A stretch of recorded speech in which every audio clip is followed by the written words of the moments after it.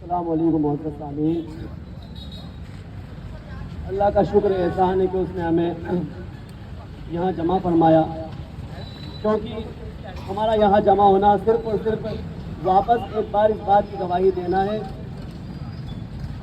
کہ اس ملک کے لیے ہم ہمیشہ سے موجود تھے اور تا قیامت تک موجود رہیں گے انشاءاللہ۔ اور آج ہمارا یہاں جمع ہونا ہر پارٹی کو یہ پیغام دینا ہے کہ ایس ڈی پی آئی سوشل ڈیموکریٹک پارٹی کی طرف سے جو مدعوں پر بات ہو رہی ہے، ان مدعوں پر ہماری بھارت کے اندر جتنی بھی سرکاریں، چاہے وہ کانگریس ہو، چاہے وہ سپا ہو، چاہے وہ بسپا ہو، وہ بات نہیں کر رہی۔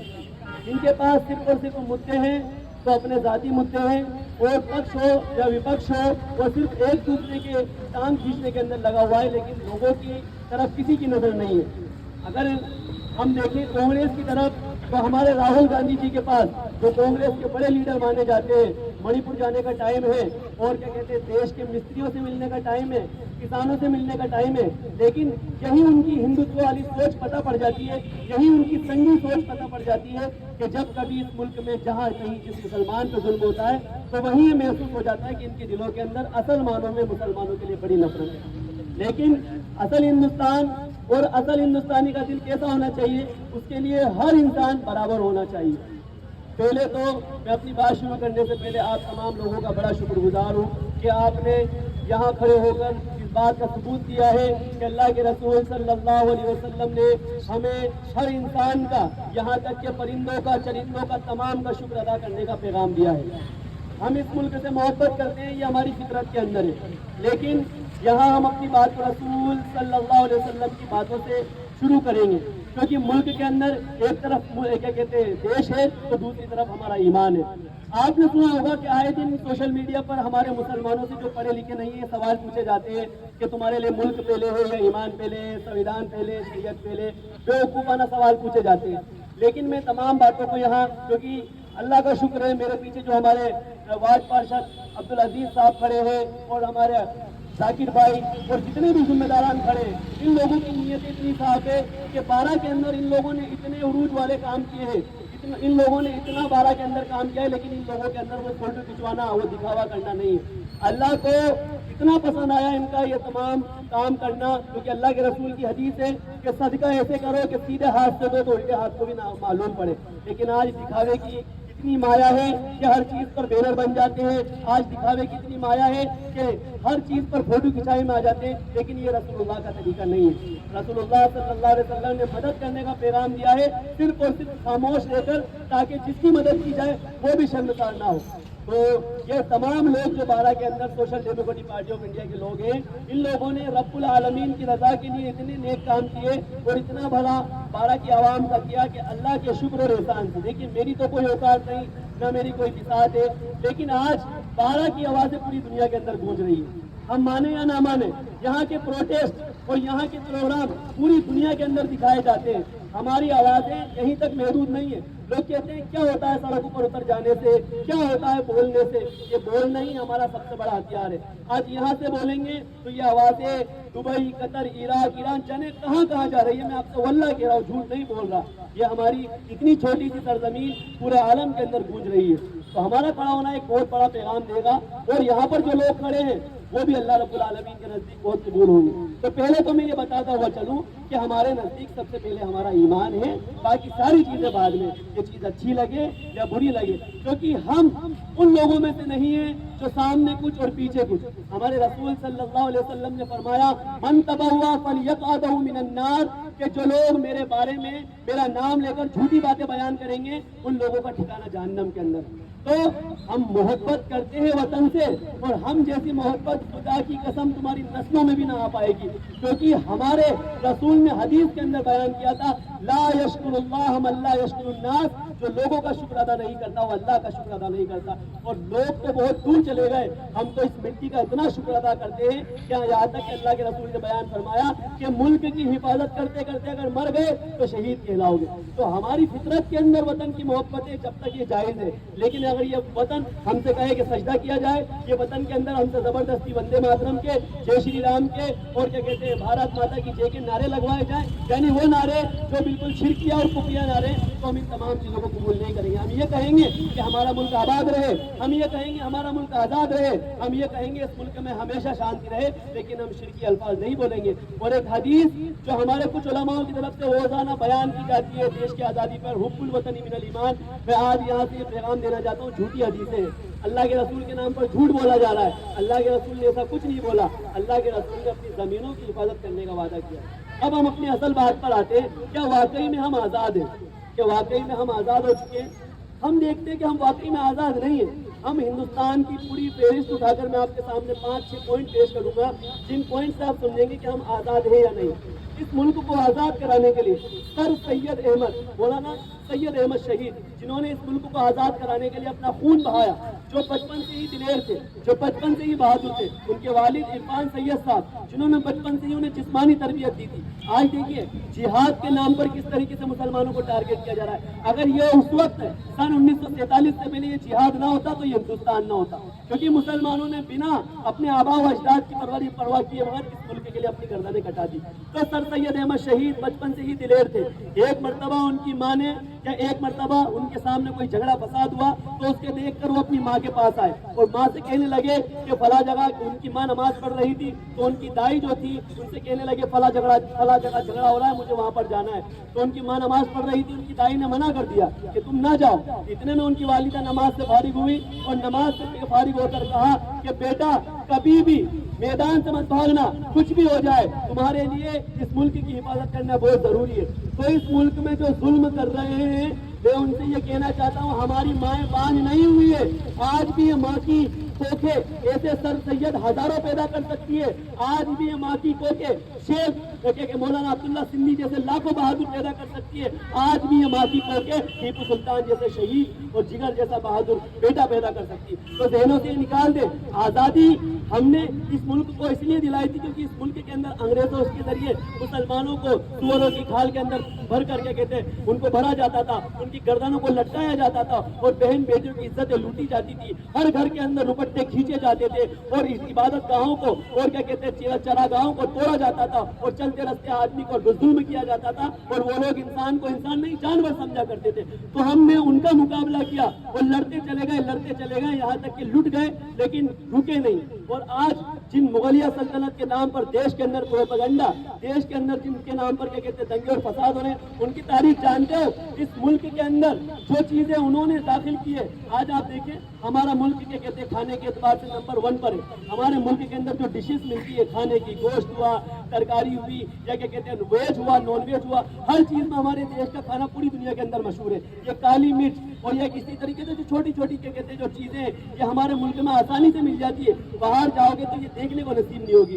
اور یہ ساری چیزیں اور کیا کہتے ہیں ہمارے ملک کے اندر نئے نئے طریقے کا کھانا کس کی طرف سے آیا؟ یہ مغل سلطنت نے جو 900 سال جو حکومت کی تھی ان کی طرف سے آیا.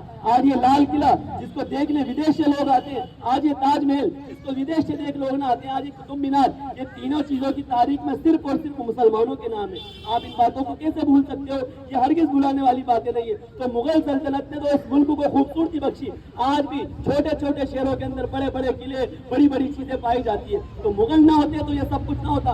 تمہارے لوگوں نے تو صرف اور صرف تلوے چاہتے ہیں اور کچھ بھی نہیں کرا. تو مغل کے نام پر آج اورنگزیب کا نعرہ لگا دیا جاتا ہے تو جیلوں میں ڈال دیا جاتا ہے. یہ کہاں کی بات ہے؟ وہی اورنگزیب جس نے مکمل طور پر تمام کے تمام قاتلوں اور ظالموں کا مقابلہ کیا تھا. اور آج ٹیپو سلطان کے نام کو یاد کرنے پر پابندی لگائی جاتی ہے. اگر وہ ٹیپو نہ ہوتا تو انگریز 1947 سے کئی سالوں پہلے ہی اس ملک کو مکمل طور پر قبضہ کر لیتے.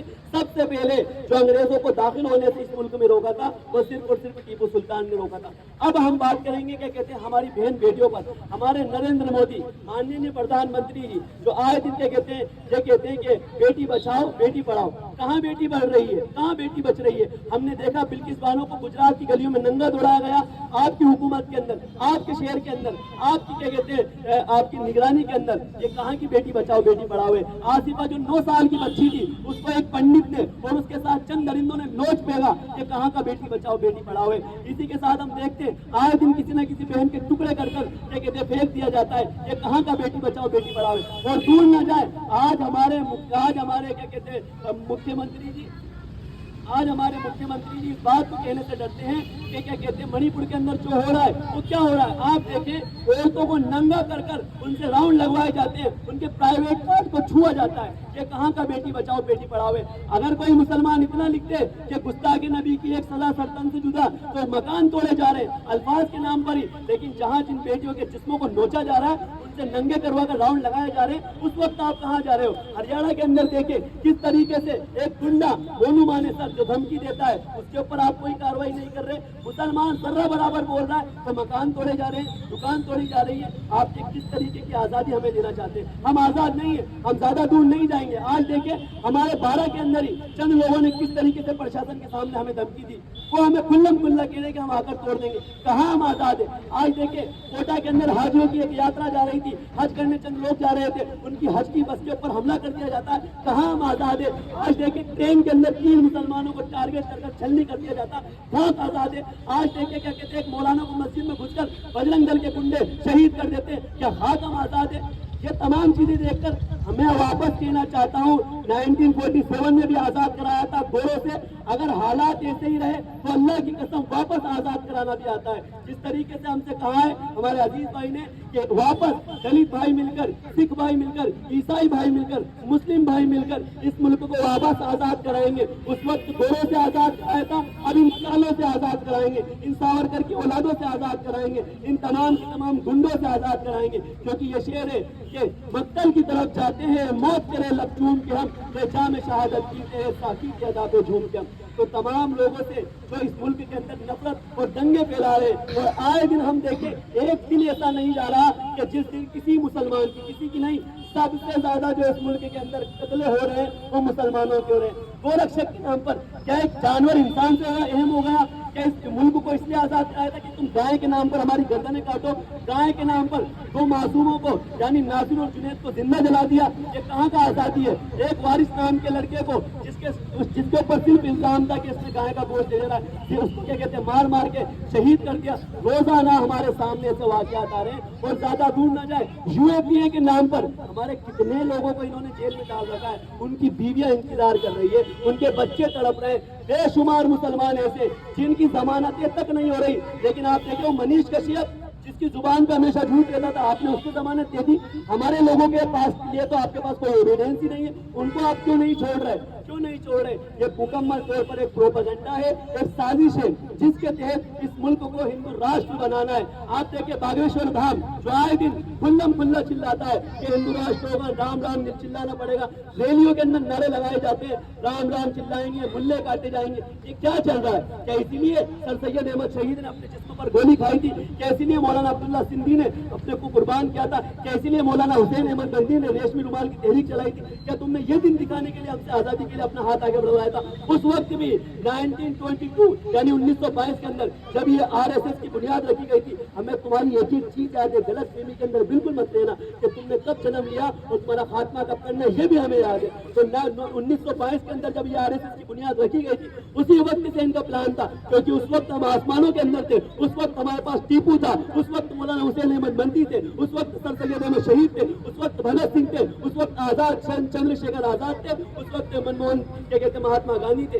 इससे कुछ इंसानियत वाले लोगों की वजह से उस वक्त किसी की हिम्मत नहीं थी कि वो मुसलमानों के साथ कुछ गद्दारी करे। लेकिन ये कम वक्त ना 1922 से लेकर 2023 यानी पूरे 100 साल होने वाले, और जो 2025 की धमकी देते हैं उस धमकी को भी हम एक्सेप्ट करते हैं। क्योंकि रसूल सल्लल्लाहु अलैहि वसल्लम की एक वाक़ई के साथ मैं अपनी बात को खत्म करूंगा कि अल्लाह के रसूल भी धमकी बर्दाश्त नहीं करते थे, और ये उम्मत उसी रसूल की उम्मत है। इस उम्मत के अंदर वही उमर बिन खत्ताब का खून है, इस उम्मत के अंदर उस अली इब्न तालिब जैसी शुजा और बहादुरी है। अगर तुम इस हिंदुस्तान को हिंदू राष्ट्र बनाना चाहोगे तो हम इस हिंदुस्तान को वापस आजाद कराएंगे, लेकिन पीछे नहीं हटेंगे। और बागेश्वर धाम के जरिए जो नफरत के बोल आने वाले टाइम पर हमारे शहर के अंदर भी बोले जाएंगे, हम उसकी भी अभी से कड़ी निंदा करते हैं। क्योंकि ایک شخص کے ذریعے سے بہت ساری جگہوں پر امن خراب ہو رہا ہے اور لوگوں کے اندر فساد ہو رہا ہے، ہندو مسلمان کے نام پر لڑائیاں ہو رہی ہیں، تو اس شخص کے آنے سے پہلے میں یہ پیغام دینا چاہتا ہوں کہ ایسے دنگے کرنے والوں کو، ایسے فساد کرنے والوں کو ہمارے شہروں کے اندر نہ آنے دیا جائے، اور اگر آنے دیا جائے تو ان کی زبانوں پر لگام لگائی جائے، جیسے آج ہماری زبانوں پر لگام ہے، جیسے ہم نے اتنی لمبی بات کری لیکن کبھی کسی کو دھمکی نہیں دی، نہ کسی کو کیا کہتے ہیں چیلنج کیا، اور نہ ہی کسی کا دل دکھانے والی بات کی۔ تو ہم یہ کہنا چاہتے ہیں کہ اس ملک کو آزاد ہے تو آزاد رہنے دو، وہ گائے کے نام پر گردنیں مت کاٹو، بیٹیوں کے دوپٹے مت کھینچو، بھگوا لوٹ ریپ کے نام پر مسلمان لڑکیوں کا استعمال مت کرو۔ ہر طریقے سے ہم آزادی چاہتے ہیں، اور ایسے ہی چلتا رہا تو واپس آزاد کرائیں گے، کیونکہ آزادی کی لڑائی لڑنا ہمیں ابھی بھی آتا ہے۔ اللہ تعالیٰ ان باتوں پر عمل کرنے والا بنائے، آمین۔ وآخر دعوانا